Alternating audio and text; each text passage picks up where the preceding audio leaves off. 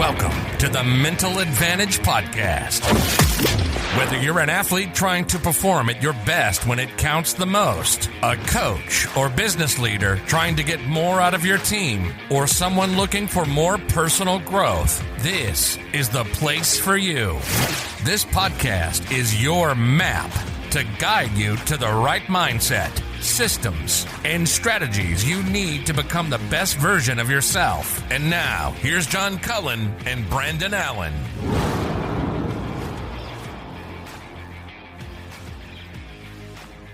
All right, welcome to the Mental Advantage Podcast. So tonight we have Major General retired Chris Hughes from the United States Army. Brandon, the main topic tonight's leadership, but this is somebody who you talk about over 35 years of leadership experience in the Army. And I mean, on and on and on, so many different things he's done, and the stories, how he kind of ties in some of the lessons that he talks about and teaches on the show tonight, but then he also has a story to kind of back that up is really cool. It's really cool. And it's something where I think that, the listeners, it's really interesting to hear a man that rose to that level, and you hear it throughout the podcast of the humility and the empathy and the vulnerability that not only he shared, but he was, mentored into, and just,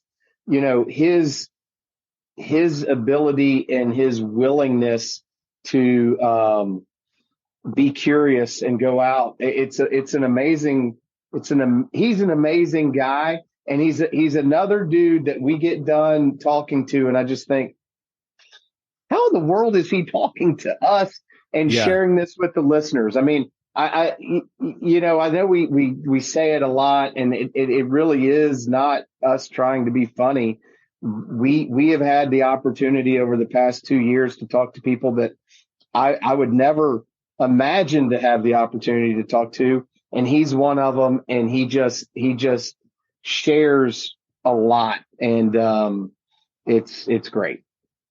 And another guest that came from Brian Davidson of MindView. He works with Brian, and don't forget about that discount code that we have for that skills assessment or anything from MindView. Actually, MA20. So if you go on mindview.com at checkout, put in MA20 and get 20% off of your order. So let me tell you a quick little thing about General Hughes is, as executive officer for the Secretary of the Army, Army Senior Liaison to the U.S. House of Representatives. He commanded an infantry battalion from the 101st Airborne Division during the invasion of Iraq in 2003. He assisted in creation of 5 major organizations within the Department of Defense and served as an investigator on the USS Cole Commission in 2000.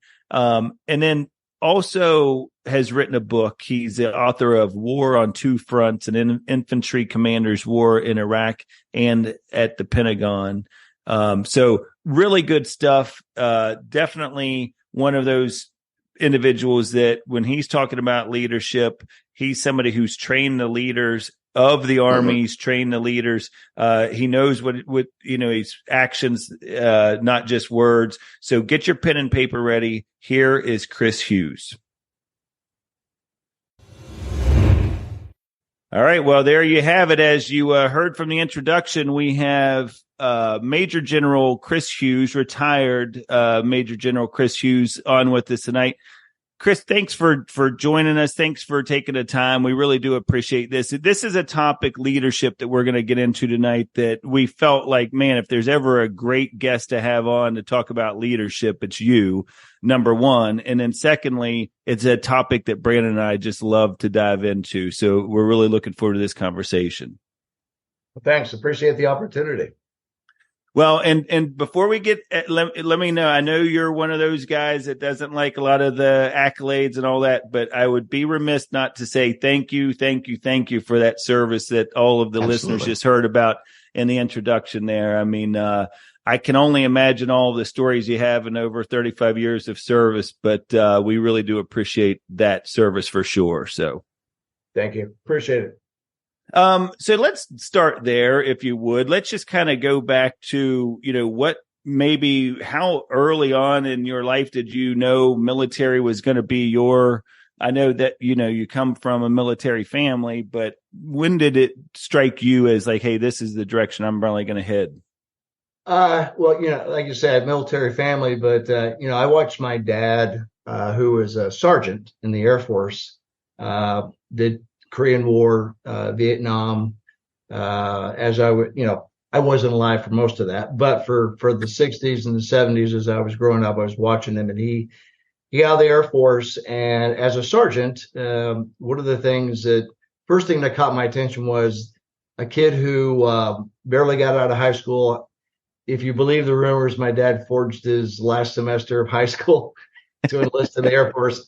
I don't know if that's true, but knowing my dad, it probably is. But he did the Air Force, and at some point, he met a great mentor who said, "You know what? You should take advantage of your service, the benefits that are given to you." And he ended up getting an associate's degree before he got out of the Air Force, and then he also got a degree, or he got a certification to be a welder. And as a kid in a family of, the four of us, in his last assignment, I remember the conversation around the table because we were going to vote. And so it's hard to vote with. So my sister and I had to gang up on my mom, but it was, Dad's either going to be a welder or he's going to go to school and become a chiropractor. And I thought that sounded a heck of a lot cooler than but I didn't realize what that meant for our family and my dad. But my dad was like, I think I can do it now that I've gone to school. So here's a kid that went through all this, and 23 years later, he goes to Palmer College of Chiropractic, and he goes from sergeant to doctor. Wow. And then in his 40s, he starts a business in a small town in Iowa. And what I see a man who went through 12 straight quarters, didn't even blink an eye to get his degree and to become a doctor when other students, struggled. And what I saw was it was the military training that got him there. And it was the military that convinced him he was better than what his upbringing had taught him he was. He had better mentors in the military. And I got to see those mentors when I was developing. I would see these guys around, the grill having hamburgers, and they were just cool. And they were confident, and there was everything about them. I would just admired them when I was a kid. And then we come out in the civilian world, and I'm only out here for a short period of time before I'm going to make a decision. What am I going to do? And I decided to go to college. And he said, good luck, because I'm starting my business. I have no money, so good luck. and I worked in a meat department, a delicatessen. I walked beans, I detasseled corn, I painted fences, I put up hay, I did all the stuff that we did back in the day. And I made $8,200 before I graduated from high school. Wow. And I put all that down on 3 semesters in advance, and went to college because I didn't know if I could make it either. But I started to think I could, and I ran out of money. Wow. And I bumped into an ROTC instructor on campus, and he said, you know what? We see you around, you work hard, you seem like a good kid. You ever thought about going into the Army? And I said, yeah, I think it'd be kind of cool. He goes, well, what about being an officer? And I go, I heard about those guys. I said, but tell me about him. He goes, I'll tell you what, go to basic training this summer, and if you come back, we'll give you a 2-year scholarship, help you finish college. Wow. And I was there, and I was like a duck in water. It was so much fun. Everything about it, I enjoyed the discipline. I loved getting yelled at. Is that right? I'd gone through fraternity training, so that's true. Yeah, drill sergeants had nothing on my fraternity brothers, but it just felt right. And then the Army gave me tremendous opportunities. Like I said, my parents were just getting started in their second career. He didn't make a lot of money in the Air Force. He had nothing. He sunk, what little savings they had into starting his business. But what I did get to see was my dad go to college. And he was first generation for his very family. Cool. Oh, wow. First generation for my mom's whole family. And I saw the value, I saw the difference.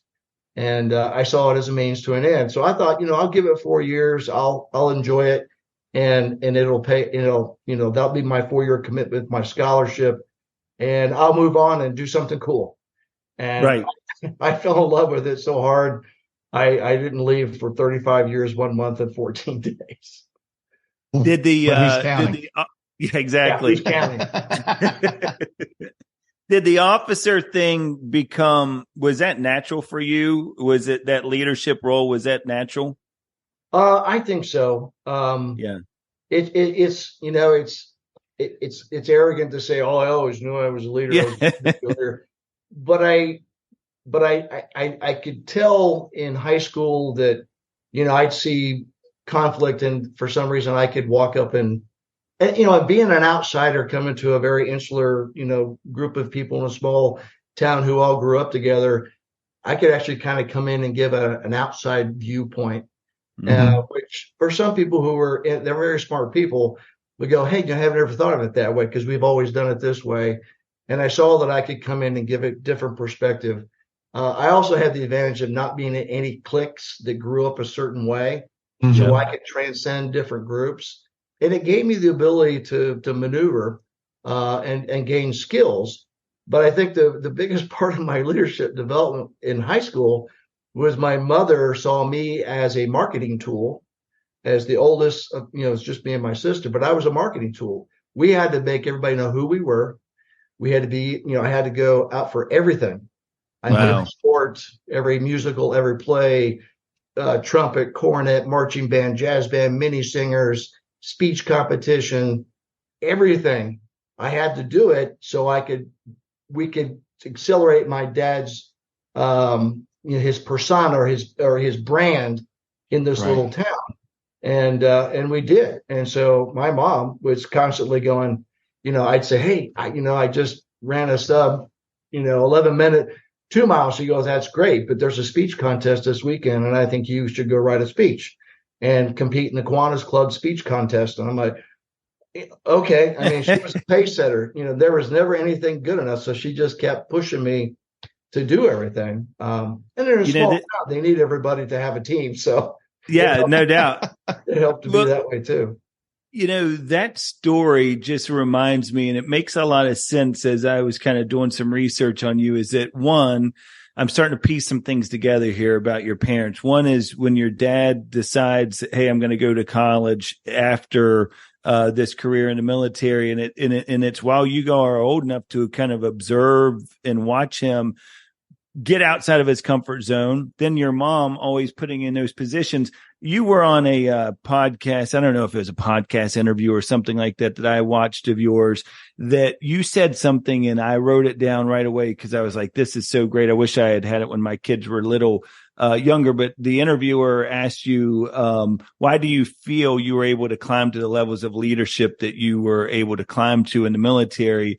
And you talked on there about, first of all, you attributed it to a growth mindset that you had, but then you said something that I loved, is you said failure was expected by my parents. Oh, yeah. And I was like, oh my God, that's so powerful. Like, tell me more about that. Well, I think it was, the environments that you grow up in, so I remember my dad's from this very large Catholic Irish hardcore family who really kind of carried with it this belief that there were, you stayed within your community. You stayed within the expectations of what we do. I remember, who do you think you are going to be at school to be a doctor? The welder is a good, solid thing. Take care of your family. That's what we do. That's what our parents do. Don't get out of your clan kind of mindset. My mom, on the other hand, and from her environment, growing up as the oldest of three and taking care of her mother who was ill, there was no limits. You pushed everything to the limit to try to figure out what you were good at. And so that's how you discovered who you were. And so my dad, who was completely focused on just getting through this rigor of schooling and standing up a business, my mom just kept pushing. And, like I said, I'd go run a sub 2 minute 2 mile. I thought that was pretty good. I'd go in bragging, not good enough. That's interesting but irrelevant, Chris. I mean, that term I've used my entire life because that's what I would be told. That's interesting but irrelevant. I remember I probably, by the time I was in the 8th grade, I went to the library and got a dictionary because I didn't know what that word meant. Okay. And I was like, not important, and so she would push. And if it didn't work, it didn't work. But at least I had tried. And so I think unintentionally, the growth mindset where the freedom to fail, learn from the failure, adjust accordingly, and get to the next step was where that growth mindset. Now, I didn't know it was called the growth mindset until all the research and stuff recently, but freedom to fail was what we called it when I was younger. And the Army's really good at that. The Army is really good at just pushing you to the absolute ends of what you think are your limits, and then you suddenly realize you take 5 steps past it. Right. And if you fall flat on your face, at least you can figure out how to get the next 3 steps next time. And so, yeah, that's probably what we were talking about. I mean, so because failure builds character, right? And character then translates to capacity. So right? Because if you can do that, excuse me, then you're never out of place. You're never, you can always muster up the courage to move forward if failure becomes irrelevant, right? Yeah. It is what it is.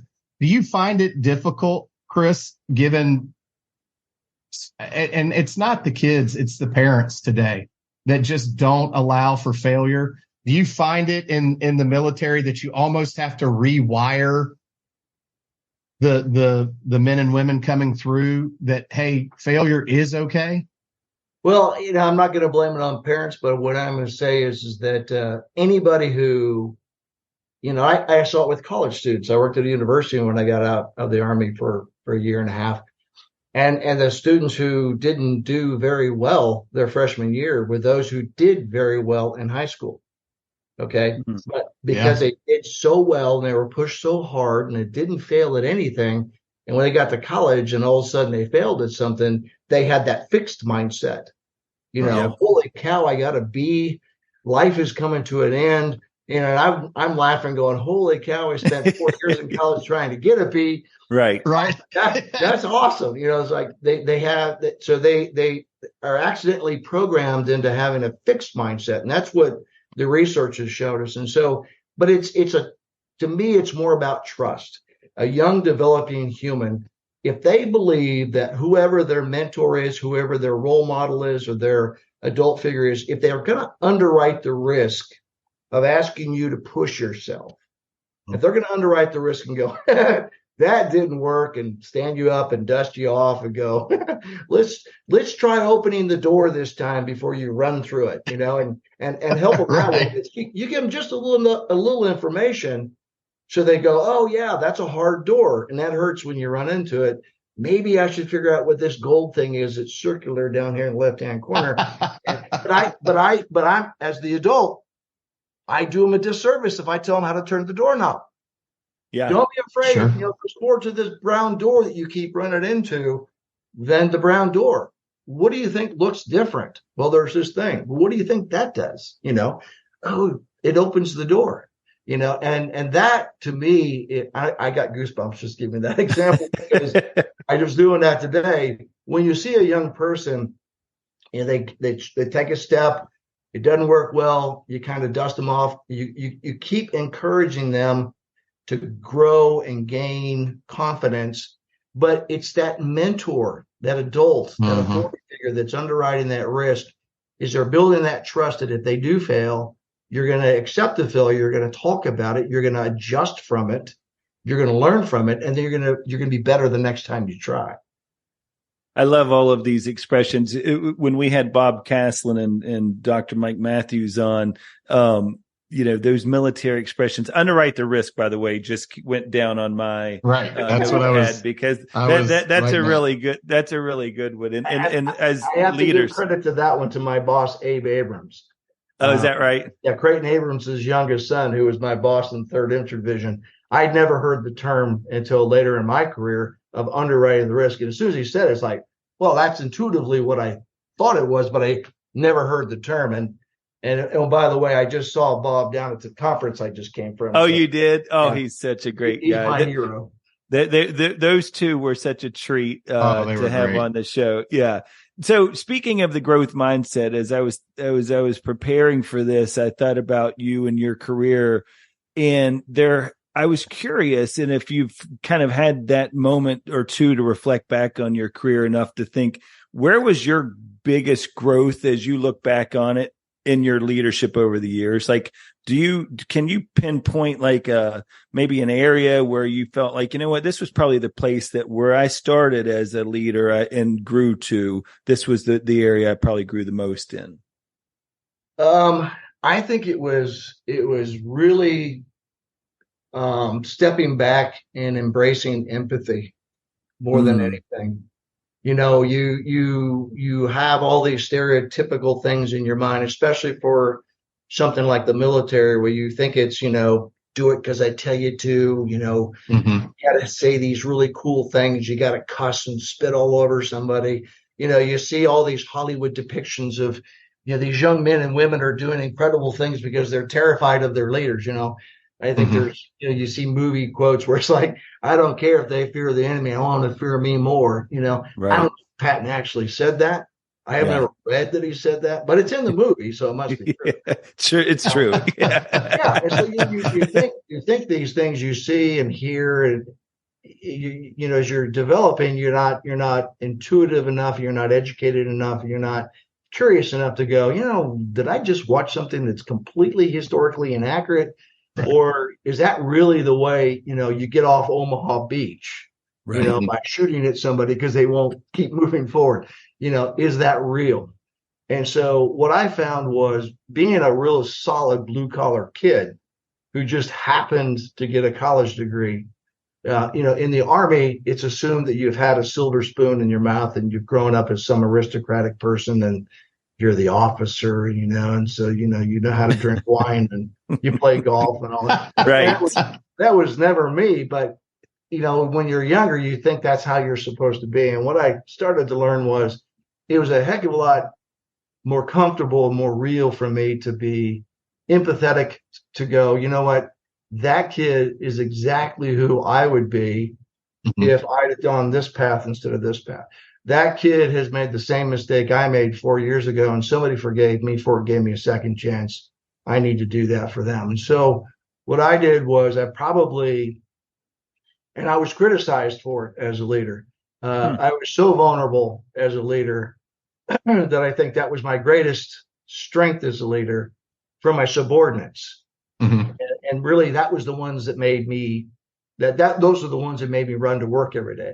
If my guys and gals that were in my command were comfortable, trusted me, would do the things that I asked them to do, no matter how hard or difficult, as long as I was caring for them and taking care of them and being empathetic to understand where they were in their development and their children's and their family and all the different environments. That's where that transition was for me, was stop trying to be what Hollywood says you're supposed to be. Stop trying to be what the senior leaders say you got to be. You got to be tough and mean and have the commander's face and show no emotion, and you've never made a mistake, and that's what you demand from everybody. I found my units perform 10 times better when I was just real.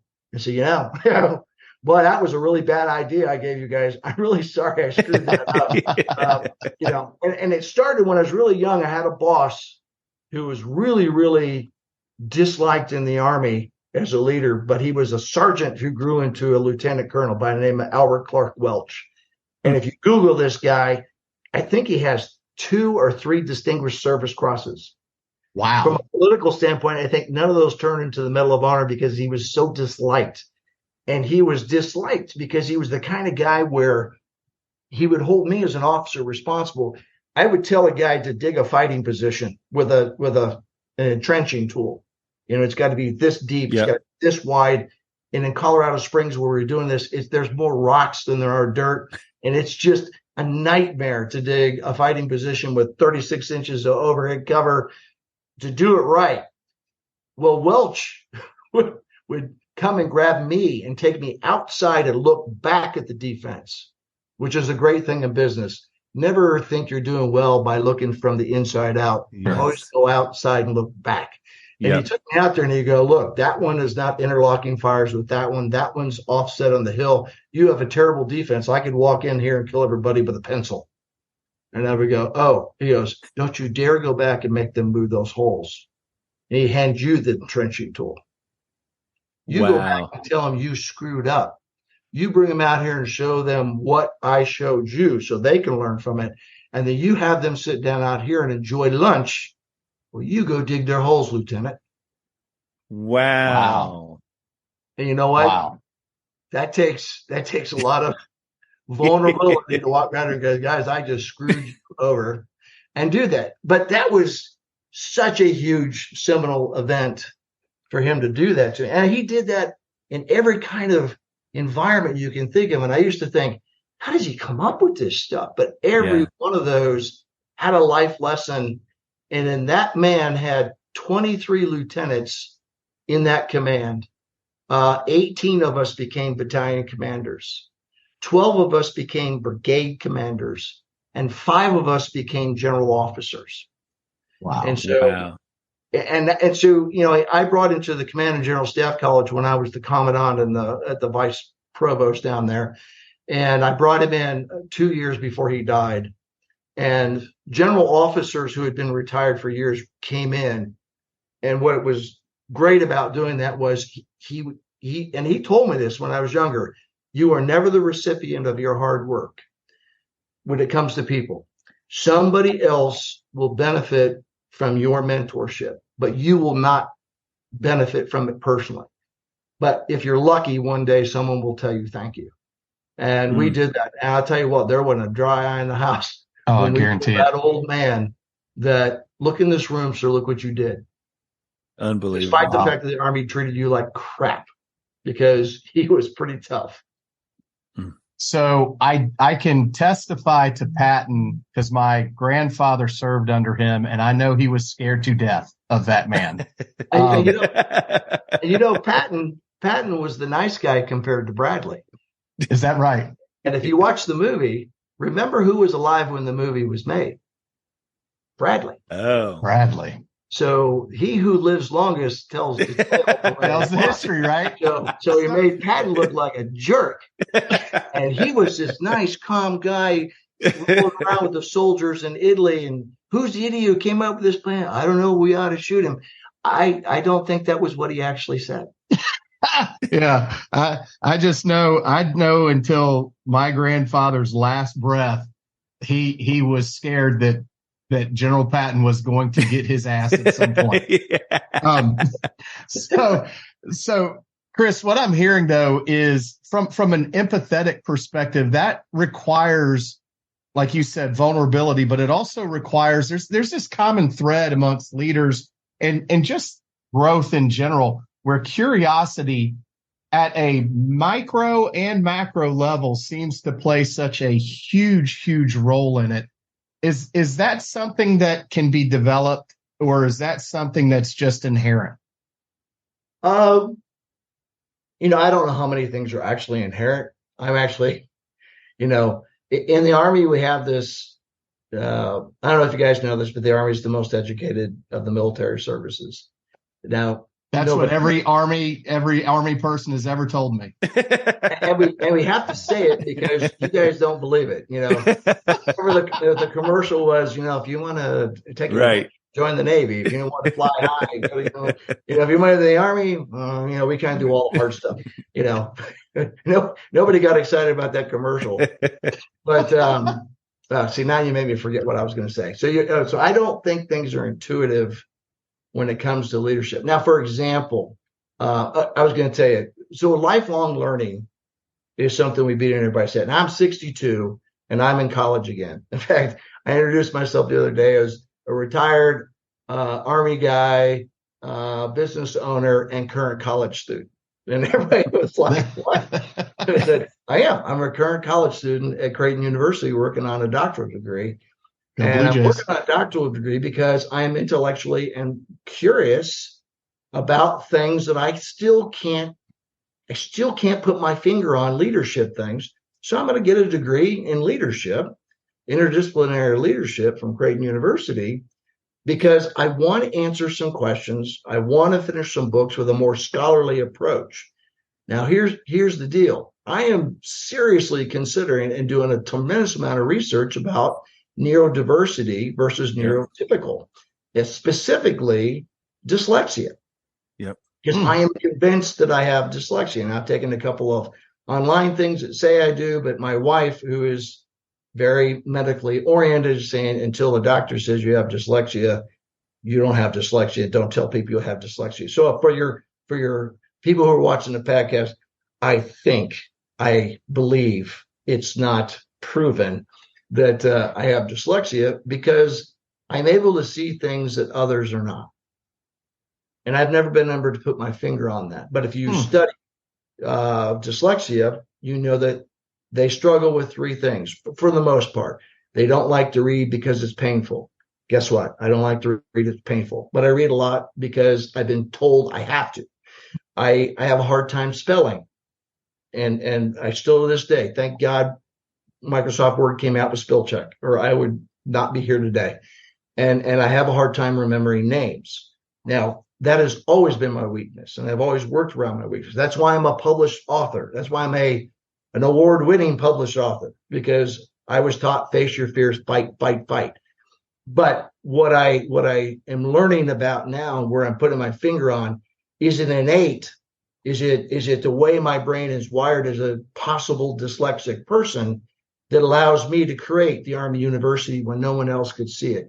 That allows me to create the asymmetric warfare group during the war when nobody can see it? Was it the reason why I was picked to go move the Joint Readiness Training Center from this place to this place in 13 months, because nobody else could see how to do that, how to connect and have multiplicity of effect and be able to connect just disparate things together and articulate it in such a way that they could be easily explained, so the complex could be explained simply, which has been a strength. But where did that come from? Mm-hmm. And did that help in my leadership style? And I would say it absolutely did, because if you can see the battlefield and innately put it into some sort of perspective and describe it quickly, which is now our doctrine, I won't tell you that, but understand, visualize, and describe to humans to make them understand what you're trying to get them to do before you direct them to do it. And then when you've directed them to do it, you go out and you lead and make sure that what you told them to do actually is working, so you can assess it while you're there and decide, did I really understand that? If I didn't, I go back to understand, visualize, and describe, which became our doctrine. So it's a bizarre way to answer your question. Is I think some of it's learned, and the Army has to do that, because we can't hope for somebody to innately have a leadership bone or a mental capability or some sort of weird genius that gets discovered at the right time. We try to train people and give them educational experiences and physical on-the-ground experiences to build that capability. But there are some people that you meet where it seems so natural that it comes easy to them. But I will say, in my experience, that has evolved. But I also am humble enough to say, I can't say I was born to be a leader, but I'm not smart enough to say leaders are not born, they're made. I think it's quasi kind of, yeah. Sorry, I'm talking too much. No, I think it's interesting. After you and I talked on the phone the one day, and you were telling me about that, your schooling, I did some research on that neurodivergence and neurotypical, and it's all of it so fascinating. I mean, because you're right. It's like especially with dyslexia, it's that big picture thinking, like you're saying. And it really is one of those things. Talk about how we reframe things over time, as getting people to understand ADHD, dyslexia. These are not, although they may be neurodivergent and not typical, they are not a disadvantage. It is not something that, and I want the listeners to hear this and do the research, because if you're a mother or a father or whoever that is at home and you're listening to this or in the car or whatever, and your child has one of those, ADHD, one of those neurodivergencies, and understand this is not something, it's like play to that strength of what that is. Like, what do those abilities now that they have open up the window to, that you can now, focus on the strengths there instead of thinking of it as a disadvantage or something that you now have to take them to some special, aid or something like that. It's like, I do think that we should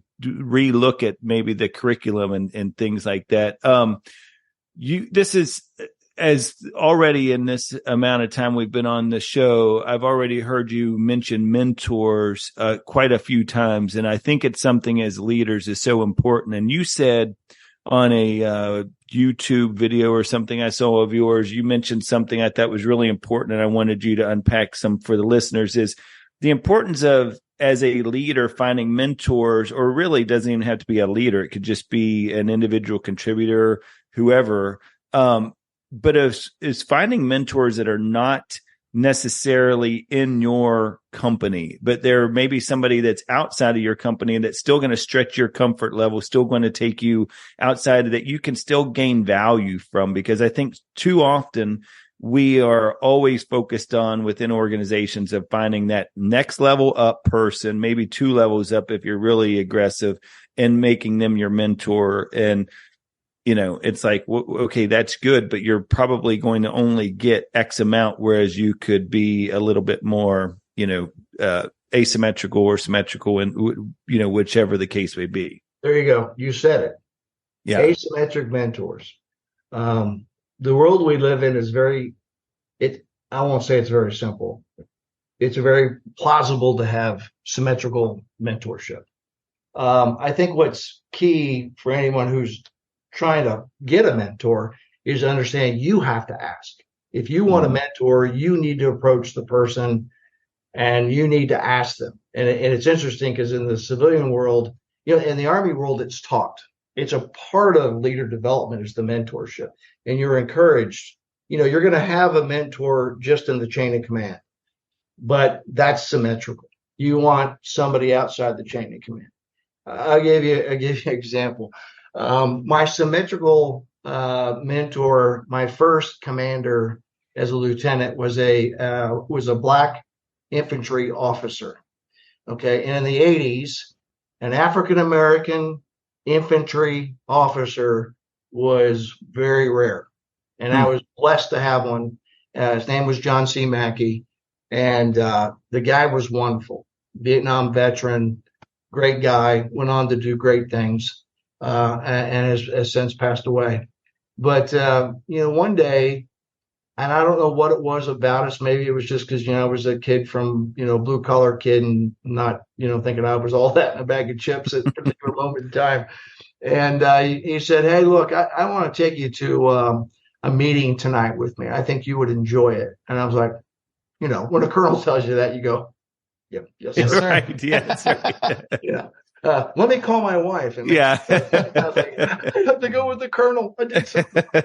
And he took me to this thing called ROCKS, ROCKS. I had no clue what it was, but I knew very quickly that I was in an asymmetric location because I was the only white guy there. Yeah. And they were all peers. They were lieutenants, and they were they were black colonels and some sergeants majors in there. And me, little old vanilla Iowa kid sitting there going, wow, this is fascinating, and being a military brat, diversity was not that unusual for me. Being a kid from Iowa for 2 years, it was very strange. And so I'm thinking, okay, well, my colonel's brought me here like that colonel brought his lieutenant, so he must think highly of me. So I'm really going to lean into this and learn from it. And what I found was it was an informal organization that's still in the Army today. I met with some of the kids yesterday morning at Leavenworth, where a guy named Cartwright Rock, who was one of the original officer selected a black officer to go to the Command and General Staff College after the Army did full racial integration in 1948. And so the Army said, we're integrating, we're bringing the African Americans into the fold, and all the other races will be in the fold, and everybody's the same. We did it in 1948. First organization really to institutionalize it in our nation. And we're very proud of that as soldiers, to be from a culture that diversified before anybody else in this. Right. Sure. And so we immediately said, now we got to show what right looks like. And so this colonel, who deserved to go to Leavenworth and get the education, went there, and he blazed a trail. And he did so well, they turned around and made him an instructor. So all the others who came behind him received mentorship from somebody who went before them, who blazed the trail. And so these officers that he mentored started to proliferate into the higher ranks of the Army, said, you know what he did for us, we should do for those who follow us. And they established a thing in his name called the Rocks. A lot of white officers for many years didn't even know it existed. For some reason, this black officer took me. So in 1984, I joined Rocks. And from 1984 to about probably 2002, I didn't run into many other white guys who were privileged to be invited to do this. And I became a life member. And so I got to have a lot of mentors in the Army who were African Americans, who were matriculated to the very highest ranks. Vince Brooks, Dennis Vi, Kip Ward, all these guys became my mentors. And it wasn't that they weren't Army symmetrical mentors, but they were African Americans who taught me things about the culture that I never would have learned based on my upbringing. And I promise the story has an end. So I end up going to sit in a seat called the House Liaison Division Chief as the Army representative to the U.S. House of Representatives. Okay? Wow. As a colonel who's just come out of brigade command. And I'm sitting there in the Rayburn building in my uniform, and I'm suddenly rushed by 8 or 9 members of the Congressional Black Caucus who come into me. They're upset because something has happened to the Pentagon, and they're pointing at me and saying, we want to talk to the Secretary of the Army because you need more black 4-star generals in the United States Army, and we want you to get something going. And I'm thinking, wow, if I just had that kind of authority, I could fix it today. And I was standing thinking, okay. But before I called the Secretary of the Army, I picked up the phone because I could, and I called General 4-star Kip Ward, the first commander of U.S. Army Africa Command, and said, hey, sir, they said there should be more black 4-star generals. And he said, Chris, that's ridiculous. What there needs to be is more black second lieutenants. Because you can't fix it now. There's only this many at the top. So we don't have that many coming up. So it's going to take 30 years to fix this. Yeah. He said, but we need more black second lieutenants. Dennis Vi told me the same thing. Vince Brooks told me the same thing. And I went back to the Congressional Black Caucus, and guess what? I tried to say, we don't need more black we need black second lieutenants. I have zero credibility. Get out. You don't know what you're talking about. So I go back. I called General Ward and said, I got thrown out. He goes, I will be there Thursday. Wow. He's in Europe. Oh, wow. Yeah. He flew to Washington, D.C. Of course, he's got multiplicity of effect. He can see other people. But that 4-star general walked into my office, and we walked into the Congressional Black Caucus, and he walked in there and he said, how dare you politicize this Army officer who's been involved in diversity since he was brand new in the Army? Because he's white, you think he doesn't know diversity. And because he's wearing this uniform, you think he's a certain political affiliation. How dare you? When this man speaks, he speaks for me. Wow.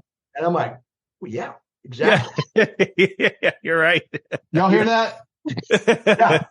And, of course, they're members of Congress and they can tell him to go blank himself. Right. But it gave me instant credibility, and I worked with the Congressional Black Caucus. I worked with this freshman senator by the name of Obama. I worked with the Congressional Black Associates, and I did a lot of things with them. And over time, I ended up being selected as a white guy to be the Rock of the Year in 2017. No kidding. Very cool. Tremendous reward for me. And I was also the National Association of Black Broadcasters of America, their Citizen of the Year, because of my diversity efforts. Now, none of what I learned and did would have been possible if I had done the symmetrical mentoring approach. Now, I had white symmetrical, and I can tell you about other, chaplains and ministers and Iraqi friends and Afghan friends and out of the box thinkers from all over the place. But it was my connections with understanding the community. And this, my favorite thing to always say was, we can't make Black 4-star generals unless they're combat arms. But the community was encouraging young African American kids to go to college, do the ROTC thing, and get a branch like quartermaster or finance or medical service corps, do your 4-year commitment, come back to your community and improve your community, make a difference. Extremely honorable. And that's what most of them did to help their communities. But if you want them to be 4-star generals, they've got to be the guys that we need, which are infantry, armor, aviation, combat engineers. We need the war fighters at the top. And so being able to articulate that, it slowly started to change. And now people are educated and do it. Again, never would happen. Those kinds of things can't happen unless you have asymmetric mentors. Poor John. Yeah, look, I mean, it's fantastic because it's one of those things that I just think the whole idea of mentorship, and you said something, I heard you say something as well, and you just made me think about this, is that idea of you don't study into wisdom, you have to live into wisdom. That's a perfect example right there of you could have studied all you wanted about, the diversity needs and everything that's there, but it's because you were a member and a part of that ROCKS community that you had lived into that wisdom. That was all of that experiential learning that was so valuable for you in the long run. So I think that's the key thing. Let's not forget the role of the mentor. Okay. Kip Ward, busy man. I mean, he's running a 4-star command in Europe. He took the time. And that's what I learned as a mentor. If you're gonna take on somebody because they've asked you, you damn well better be prepared to, if you've forgotten to do something for a mentee and you're pulling in the driveway to your house, and you suddenly go, oh, I forgot to do this for Brandon. You better be prepared to put it in reverse and back out of the driveway and go back and find Brandon and do it. Yeah. Because mentorship isn't something you can put off tomorrow and only do it when it's convenient, because your mentees are counting on you to help you. Well, and I think it goes to the mentee piece of it too, is not only is it on you to ask, but it's also on you to, you're going to get out of your mentorship program what you put into it. And if you're just somebody who expects the mentor to be doing all of it, it's a two-way street there, because it's a great point you bring up. I also think it's important, and I've heard you discuss this in the past, was this idea that, a lot of times people think, oh, well, no wonder so-and-so got that promotion. It's because they shadowed so-and-so for the last 2 years or whatever. It's like, no, it's because of the information that they gained from shadowing that person for the last 2 years. Maybe that's why they got the promotion. Maybe they put that into effect. And I do think that, yes, could we find examples in the past of people who have, through nepotism or whatever the case may be, gotten some promotion? Sure. But most of the time it's because they took advantage of the opportunity, being in the room, gaining the information, paying attention to that, and then put that into action. And that's why they ended up getting promoted. So, well, and that's why the mentor plays a huge role in that. That can never be what you do. And I can tell you, a part of the mentorship is that's not a part of the benefit. The benefit is not, I know John, therefore I'm going to put John in the position. It's going to be John, through the whole process, became the most valuable person in the selection process, and they earned the position. If that mentee, and a lot of mentees will do this when you first start talking to them, they want you to help them. And I'm like, I'm not here to help you. I am here to encourage you and point you in different directions and provide you information. What you do with that is totally up to you. And, as a general officer, you're blessed to have an aide de camp to keep you out of trouble. But, I say keep you out of trouble to make sure you don't forget your notebook and your badge. Right. Yeah. Cause it is nice because it gives you the ability to think and talk and prepare on the move because you're constantly preparing. But that young person gets to watch you and listen to you and hear the same speech over and over and over again and draw their lessons from what you're telling people. My good aide-de-camps would, on the way back, go, "What do you mean by that?" Mm-hmm. And I'd say, "Well, this is what I was trying to say." And my favorite one would go, "Yeah, for my generation, that means this." And I go, "Oh, really? I didn't know that." So, yeah, the use of that particular word means this to us. And I'm like, and there's times where he would say something like that, and I would go, "Holy cow, turn around. Yeah. Let's go back and find that group of guys and gals." And I would go, this is what this word means to me. And it's interesting because especially as older as you get and the younger your aides are, I'm learning that words that I used that were not even remotely offensive when I grew up are offensive words, or just colloquialisms. I'm from the Midwest. The first time, one of the biggest fights in the barracks I saw was between a kid from New England and a kid from Wisconsin. And when I got them apart, I asked, "What started this fight?" He said he was giving me a hard time. The guy goes, "I was complimenting you." And I go, "Well, what did you say?" He said, "I was inspecting his room, and I said, 'This room is the cat's ass.'" And the guy goes, "I'm going to kick." And I'm like, whoa, what does the cat's ass mean? He goes, "That's a compliment." And I'm like, "I've never heard that term. I've heard the cat's meow." He goes, "Yeah, it's sort of the same thing, but it's better. It's the cat's ass." And me and the kid from Wisconsin were like, I don't understand how any part of a cat's ass is positive. I don't know what you mean, but it's a colloquialism from the Northeast. Right. That is a slang for good. Yeah. It's like cornholing. People say they want to go cornhole in the backyard at a party. That means something really different to me, my generation. And so at Cadet Command, when I had thousands of cadets, we crammed together from all over the country. We would go through about 100 colloquialisms. I say 100, 10 or 15 colloquialisms with dictionary definitions to go, don't go off on somebody because you think they've just insulted you. They probably have complimented you. Anyway. It's an important leadership lesson there in that make sure that the terminology you're using is first understood, but also that everybody understands the common terminology, because I have a friend of mine that's a consultant for technology, media, technology companies. And one of the first things he does when he goes in and starts working with companies is he makes sure that there's complete alignment in terms. What does almost done mean to you? What is it? 50%, right? Is it 75%? Because, he's like, look, there's so many times where somebody will say, "Yeah, I almost have that done." And you're thinking, okay, I'm going to have it this afternoon. Oh, I lost you guys. And the guys at the beginning of next week or whatever. Well, it's like, when do you want it done? I want it by end of day. I was like, right. When is that? Especially when you're asking me at noon how I'm doing. But I mean, it's very true. And coming out in the civilian world, I kept getting told by faculty members at the university I was working at that I was very direct, and I would say, "Well, thank you." And they'd say, "No, that's not a compliment." Oh, I'm sorry. I'll stop being, it's like, I didn't know how to say stop being direct, because that would be direct. So, yeah.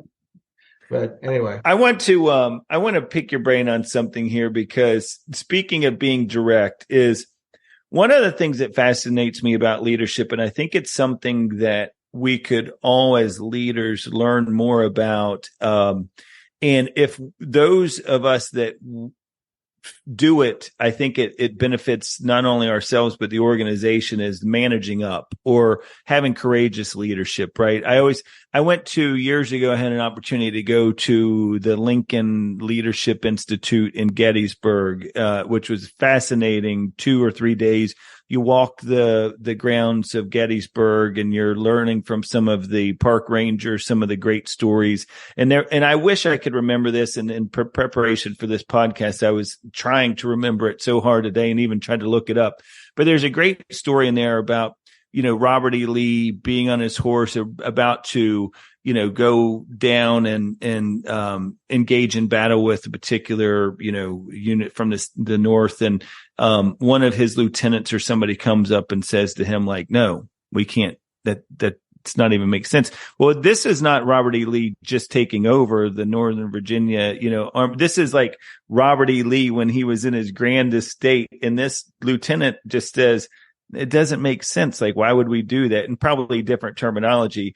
But having that, you being in that military setting for so many years, I'm sure there was times where you had to have those types of conversations, or even be the person who was being the one who was managing up, or demonstrating that courageous leadership. Like, what can you tell people about maybe some of the things they should be thinking about, or just maybe help people become a little bit better at that particular aspect of it?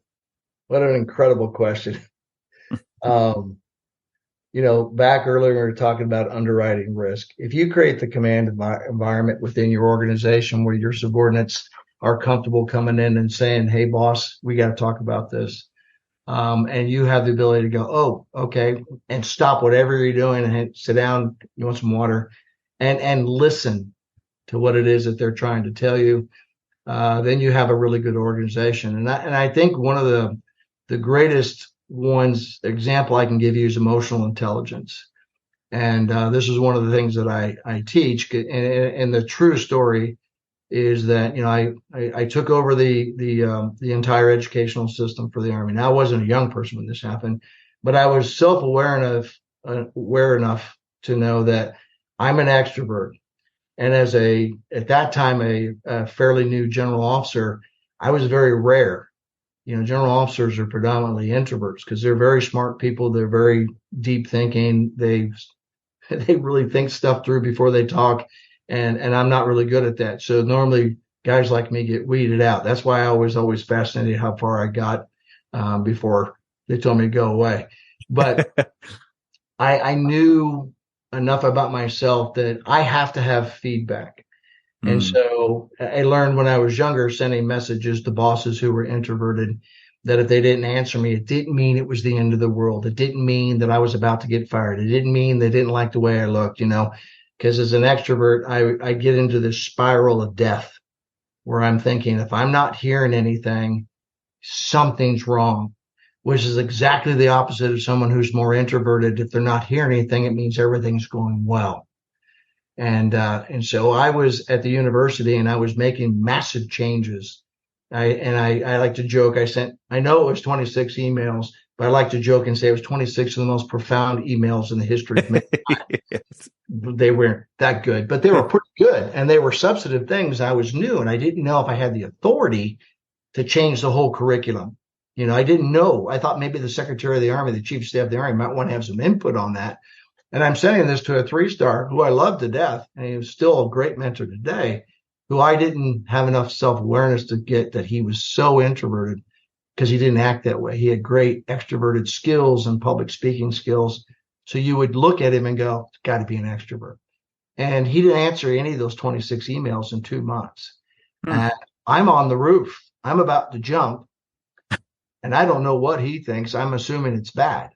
So my dean said, go see him. And so, because he always traveling, so it was hard to catch him. And he was in town. And I walked in the door and I said, sir, how you doing? He said, hey, Chris. And I said, sir, 26 emails. And he goes, yeah, man, it's really some good stuff. How's it going? I go, sir, nothing's going. I am dead in the water. I am prepared to be fired. What made you so mad? And he goes, what are you talking about? He goes, it was great stuff. And I go, sir. And he goes, Chris, for me, no news is good news. And I said, sir, we have to have a conversation. And we sat down and we talked. And I said, for me, my cognitive preferences as an extrovert or a certain color, whatever assessment you want to take, I have to have feedback or I spiral into the worst case scenario. Yeah. If, and so if you're not going to give me feedback, we got to come to some sort of a mutual agreement, because I can't send you emails and hear nothing. And he goes, Chris, if I don't like it, I'll let you know. I go, well, sir, how long do I wait when I hit send on an email to you? How long do I have to wait before I can make the call that it's okay? And he goes, what do you mean? I said, I'll let you know. I said, no, because it's open-ended and I'm going to spiral. Right. I can't do that. He's like, Chris, I'm really busy. I can't answer every email. I said, listen, here's what I need you to do to make me most effective for you. And he goes, what do you need? I said, hit reply, type a period, hit send. That's all I need. Yeah. If I get a period back from you on an email, I'm like Patton crossing the Rhine River. I will attack until I run out of fuel. Okay. Yeah. And I will give you the best. But every time I send you an email, it says, please advise. That's me begging you for feedback. That's what it means. He's like, seriously? I'm like, I know it seems small to you, but it's big to me. And he did that. We did that together. And that job, years later, I would be in another job, and now he's a 4-star. And I hadn't seen him since I had the new job. And he walked by me at a conference and flicked the 3x5 card at me with a period on it. That's all I needed. That's awesome. But that's the kind of stuff we're mentoring up. I owed him that. That was a responsibility for me to mentor that up. That's not me going up there and being a smart ass, or I don't know if I can say that on your show, or yeah, you can being somebody who's going to go up there and say, I know better than you, and I need to mentor up, and you're old fashioned and you don't get it. It's helping him with his self-awareness to realize he's got an officer that has a need that he doesn't have. Now, at the same time, I suddenly know he's an introvert. So I know why he doesn't need me to be so needy, and I shouldn't bother him when he's in town unless he asks for me. So if he was in town, I didn't feel like I had to go hunt him down to get feedback. He gave him that periods. I left him alone. He needed the isolation to build his energy, and that's what made him most effective. And if the roles were reversed, guess what? As the extrovert who wants to go down the hallway and say good morning to everybody and sit on their desk and ask, how you doing, son? Where you from?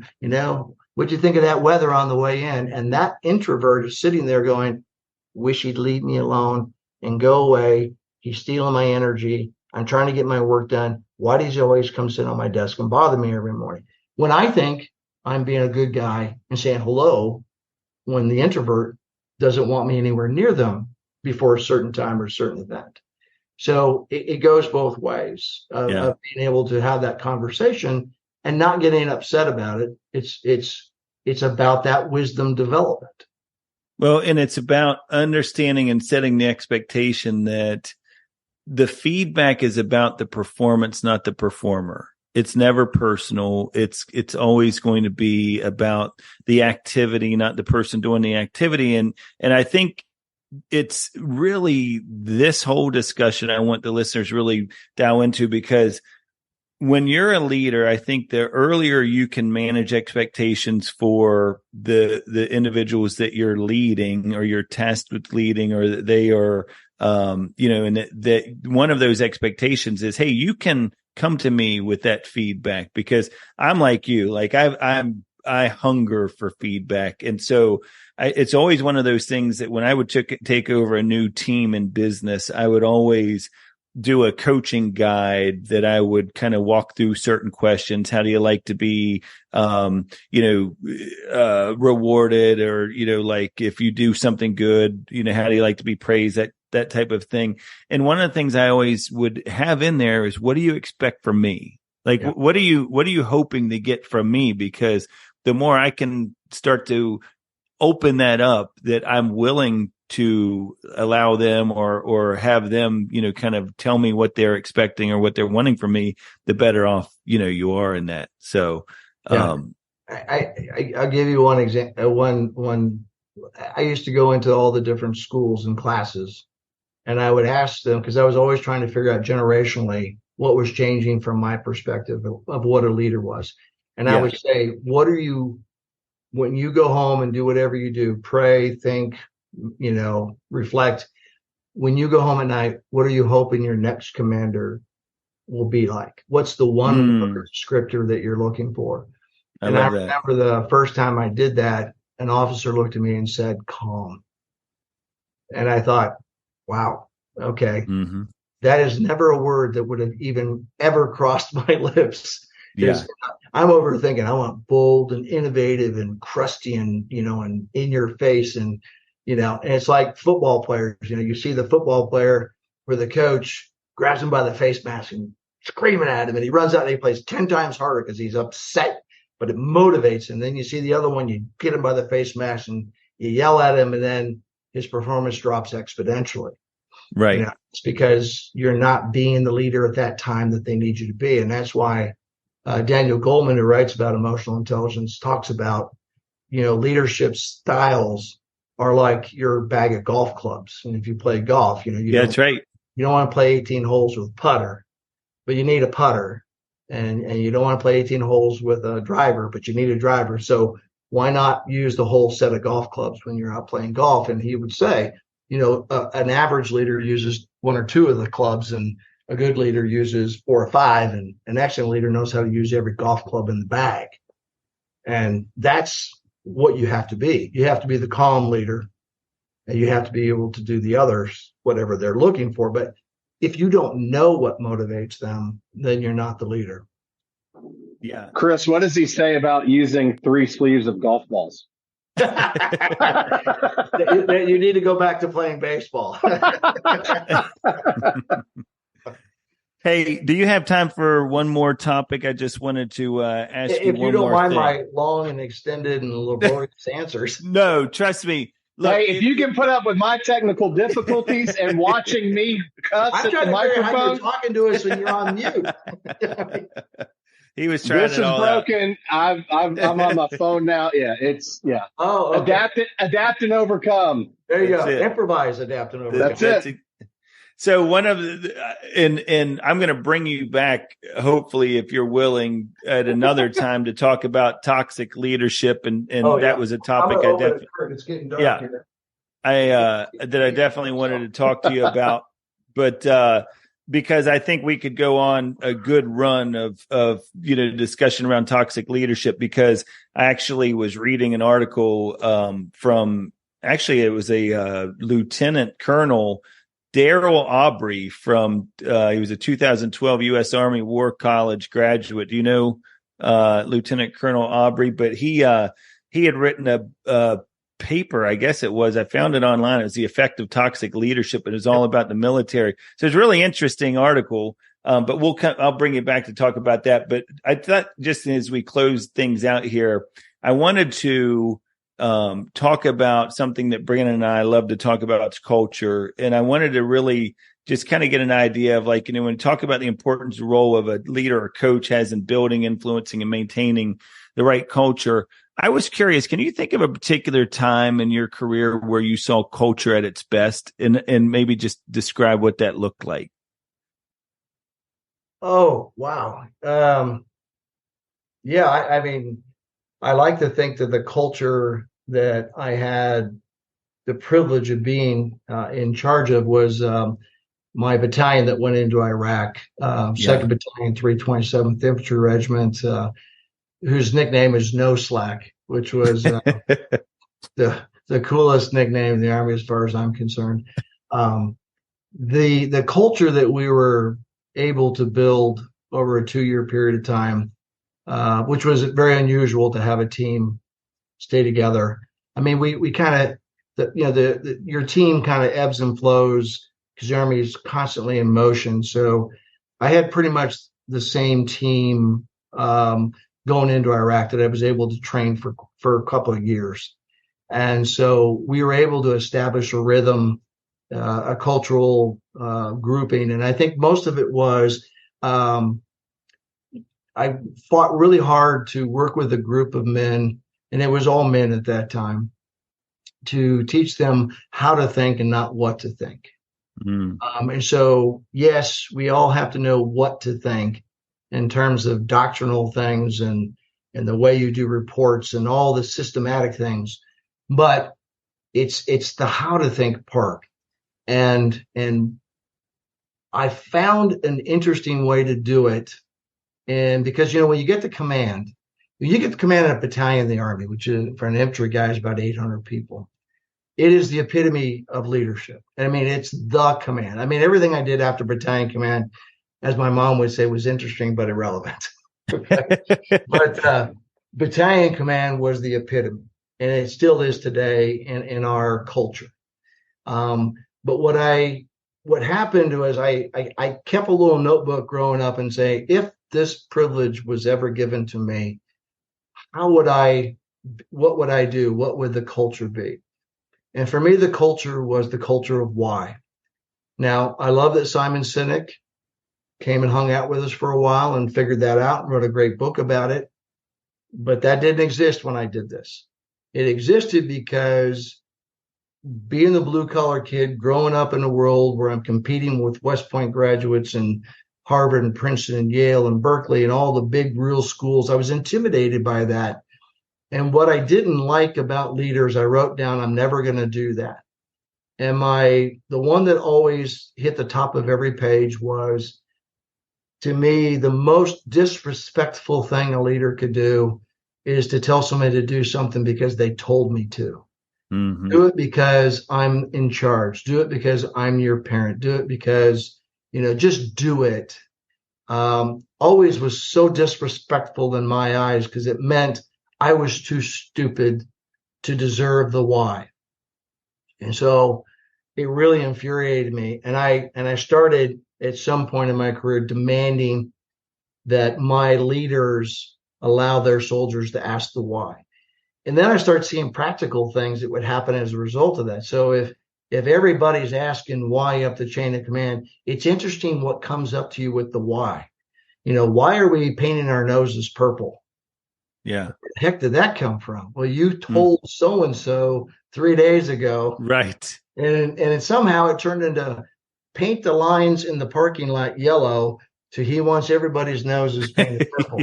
So if nobody felt comfortable coming to me and saying, why are we doing that? And I would go, I didn't say that.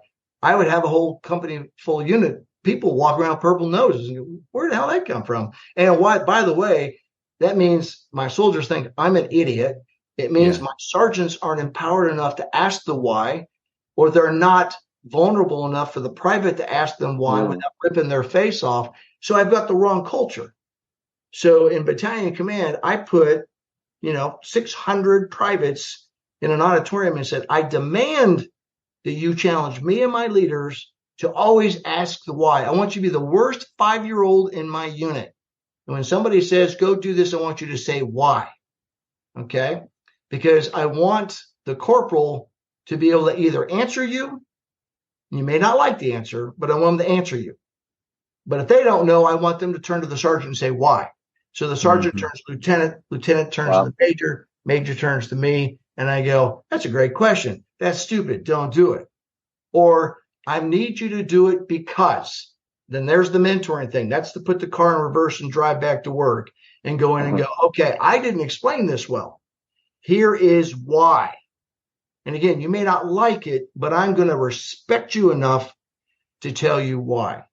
That was the culture that I wanted. And intuitively, without any understanding of what that would actually do, on the 3rd of April, 2003, in the city. I was so hoping you would tell that story. Well, and what I would say is because at some point, somewhere down the road, all hell's going to break loose. And I'm going to tell you to do something, and you just got to trust me. Yeah. That was the culture that I wanted. And that was the culture that made it possible on that day. And I don't know how to explain that to people. That same why built trust. Building trust built teamwork. Teamwork built, if you get the people right, everything that you're doing will come. It will come fast and it will come well done. You will be successful as an organization if you can build the trust. And when the leader has to drive back from home and come in and put everybody in formation and say, because I'm an idiot and I gave a bad order, like Colonel Welch taught me, I'm going to dig the hole tonight. You guys go take the rest of the night off. I'm going to take staff duty and spend the whole night staring at the telephone. You go get some sleep. I'm going to eat after everybody else is done, and I know there won't be enough left over because I failed to get the food for you. Okay? But I want them to ask and demand the why, which makes you put out better orders. It just makes everything better. So I have always talked about the power of why. It's I'm so glad you talked about that and developing that trust and the power of why, because that story that he just referred to, I challenge anybody, you could make this a little game for yourself, is to Google Major General Chris Hughes and not see some reference to the story of April 3rd, 2003, because it's if you don't mind, the condensed version of this. I know you guys are in Najaf, right? And you're looking for the Grand Ayatollah. Tell it. I would love it. Tell you the story. Because you can't Google the video. It's $1,000 a second.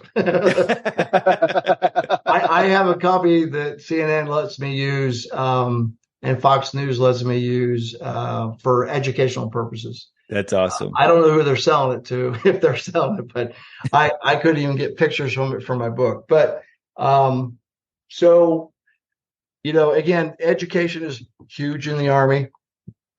You would never think that an infantryman would tell you about how many times he's read Machiavelli, Jomini, Clausewitz, Sun Tzu, and all these different things that we've had to read. But those things actually make a difference. And so I really fell in love with the writings of Sun Tzu. And one of my favorite, and of course, Sun Tzu is not a person. It's a collage of people over 900 years. But what I loved about him is in those days of warfare, you had a finite, you didn't have this checkbook that you could just keep building stuff. You had this many people, this much stuff, and you had to try to reserve as much of that as you could. So they tell you the acme of skill in war is to win without a fight, in order to maintain your treasure, to maintain your force. And if you can win by outmaneuvering somebody like Napoleon used to do, because he marched faster than his European allies and he could get their flank quicker and they would just capitulate, why not do that?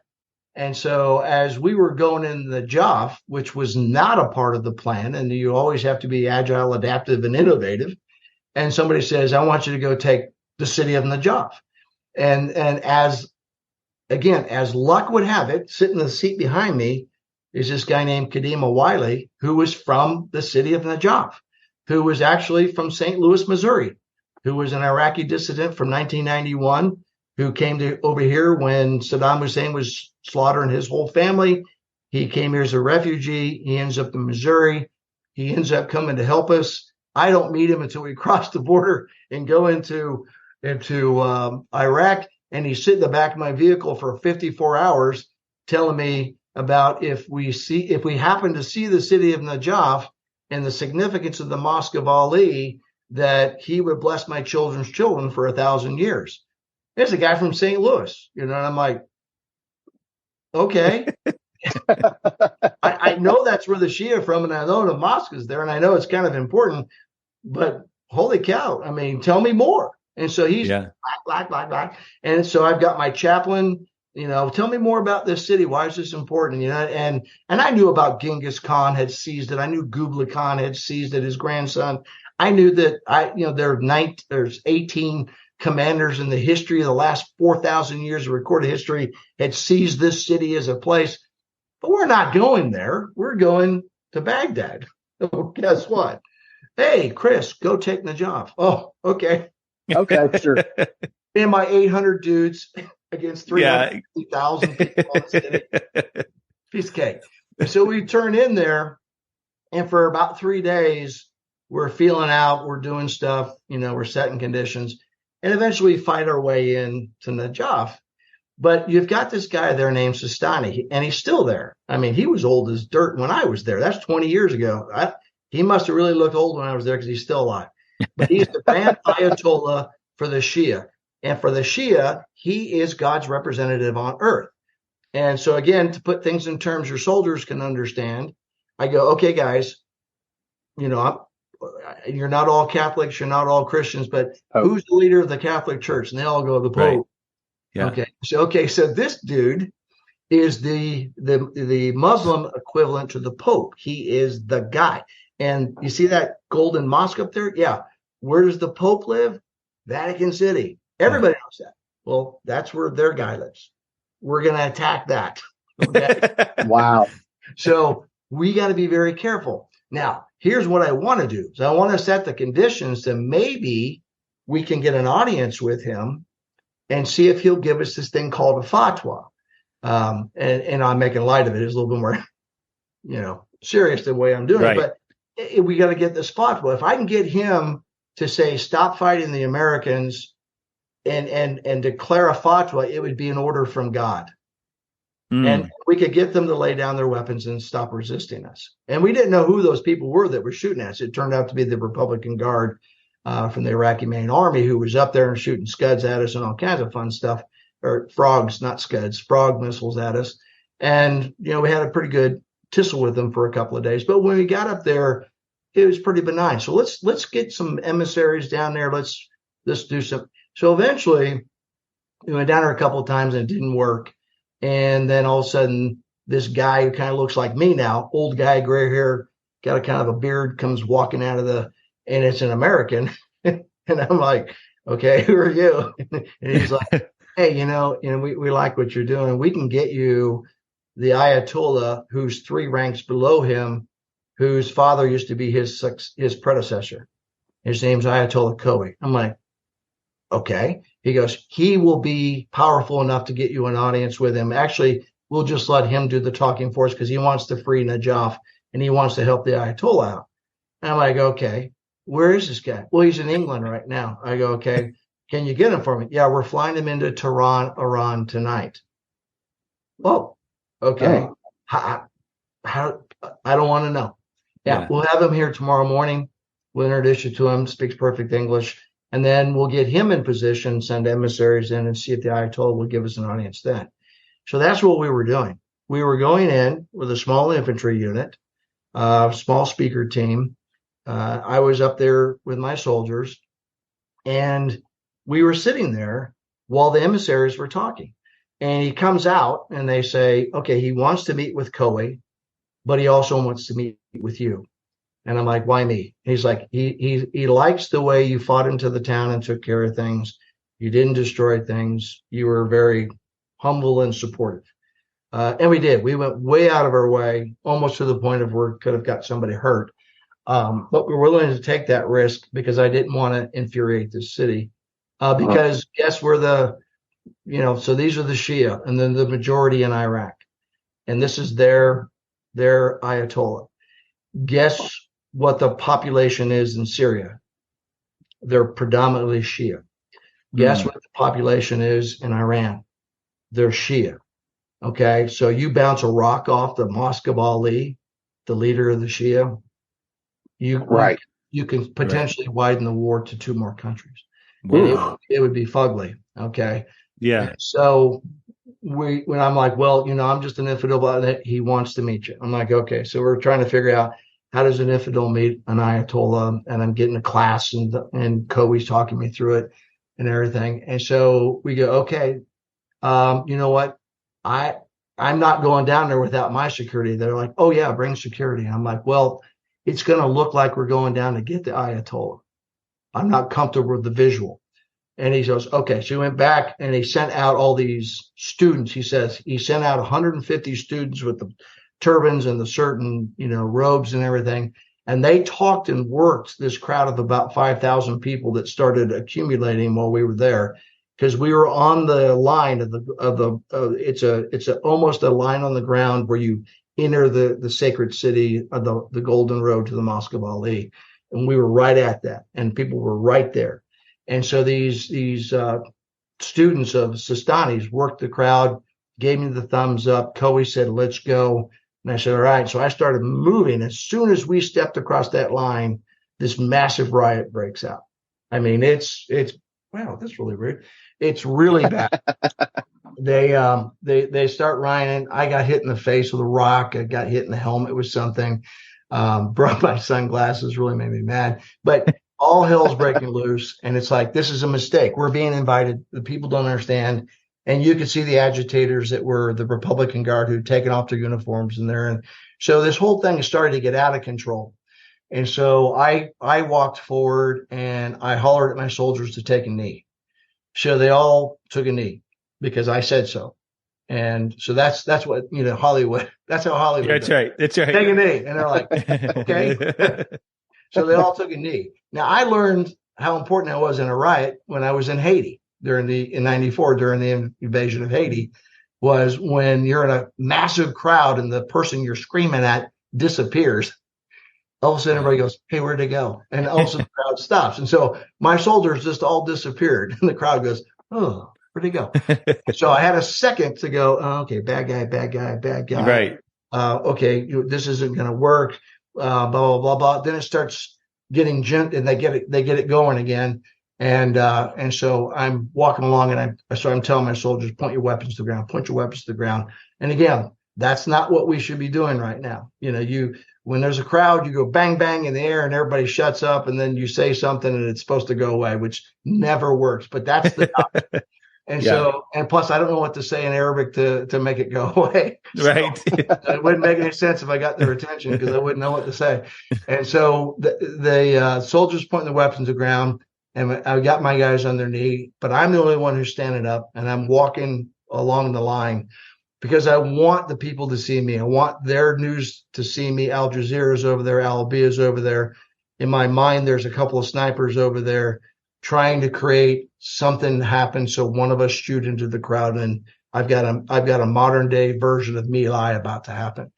Wow. And so I'm walking around and I put my weapon upside down at one point, looked like a cross. Bad idea. Yeah. Because, it's got the butts. Yeah, right. And it's like, oh, that didn't look good.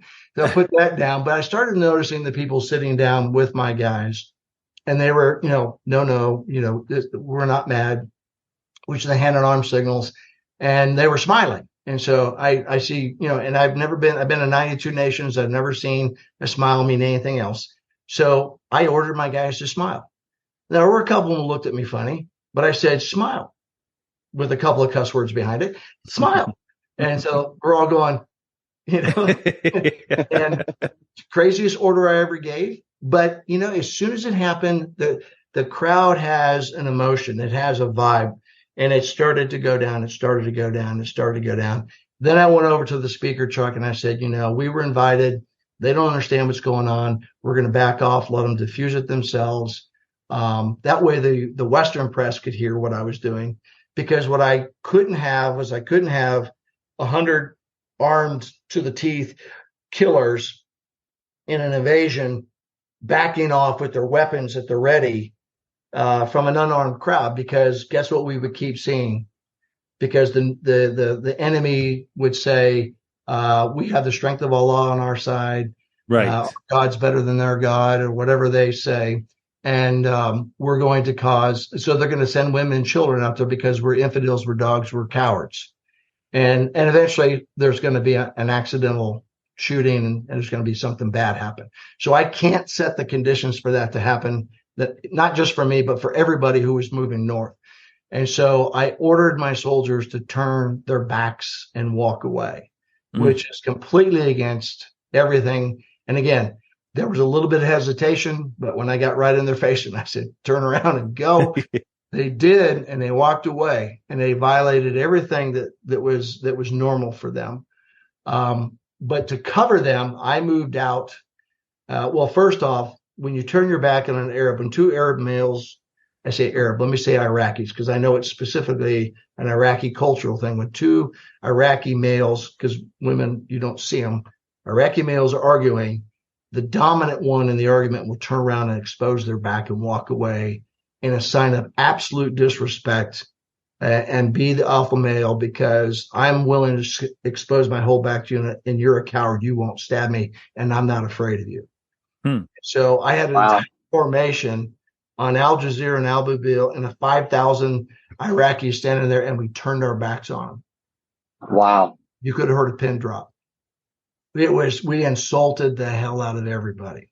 And so as we're walking away, it's like, I can't leave them with a massive insult.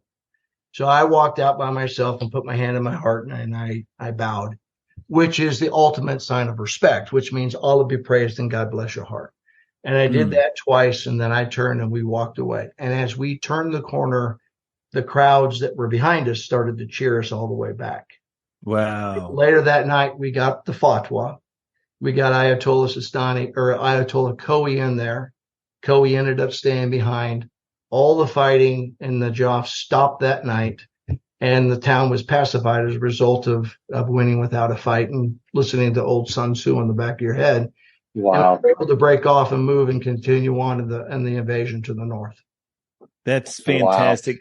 I mean, and what a great way to kind of wrap up this talk about leadership, because I'm a big believer that one of the best things you can do as a leader is model behaviors you hope to see repeated, right? And it's sometimes you have to, take that, have those courageous moments where you are thinking outside of the box, you're doing something that is a little bit different, but it's because that's what everybody saw on CNN that day was the finality of all of the trust and all of the other things that you had been working on all that time, building that culture, setting the standard. I know for you, don't meet the standard, exceed the standard. Like all of these things are very much the fiber of the units that you led. And so I just think I was so glad that you told that story, because I had it in my notes, like, please, I hope this happens. So, and I know you've told it a million times, so I was almost a little hesitant to even ask. So I was glad it came up organically. So you gave us a good chance to just kind of wrap things up. We can't thank you enough. I mean, this has been way like masterclass in like leadership and just trying to get a good appreciation for somebody who led so many different men and women. And really to this day are still, I know, teaching leaders, working with executive coaching. Real quickly, tell us where they can find you. How can people get in touch with you to be able to do some of those things? Do you want them to find you? Yeah, that's right. I was so bad. There's a website. Google. That in. I'll drop it in the show notes. It's The Way Forward is my executive coaching one, and it's and there's a -way-forward if you want to go there. And it's so hard to do that kind of stuff as a military guy to try to sell yourself. So I have a young lady who's a marketer, and she's pushing. I feel sorry for her trying to push me, but I know if you're interested, you can go there and you can fill out something. And what I'll do is I'll talk to you about it first, and then see if it's for you. And if it's not, I know a lot of people that can help you. So yeah, I would love to do that in retirement and get out of all these other gigs I'm in. I'm telling you. So the way forward, and look, I mean, you guys got a good glimpse of it here on this show. Lots of more great information coming from, Major General Chris Hughes, and we can't thank you enough. Definitely going to be having you back on at some point if you're willing to talk and start unpacking some of the other topics, because leadership we are in desperate need of in this country, and we can definitely use all the help we can get in developing more leaders. That's for sure. That's a topic, another topic. So, yeah, we can talk about that. Yeah. But we'll make sure that we do it to where your chow won't be cold when you're done. That's right, exactly. Well, thank you so much, Chris. You bet, guys. Thanks. It was a pleasure. I appreciate the opportunity. Awesome. Want to provide feedback or stay up to date with the show? Visit our Instagram page at Mental Advantage Podcast, or you can send us an email at podcast@mentaladvantage.net. To have John Cullen work with you or your team, please write to him at john.cullen@mentaladvantage.net. Thanks for listening to today's episode.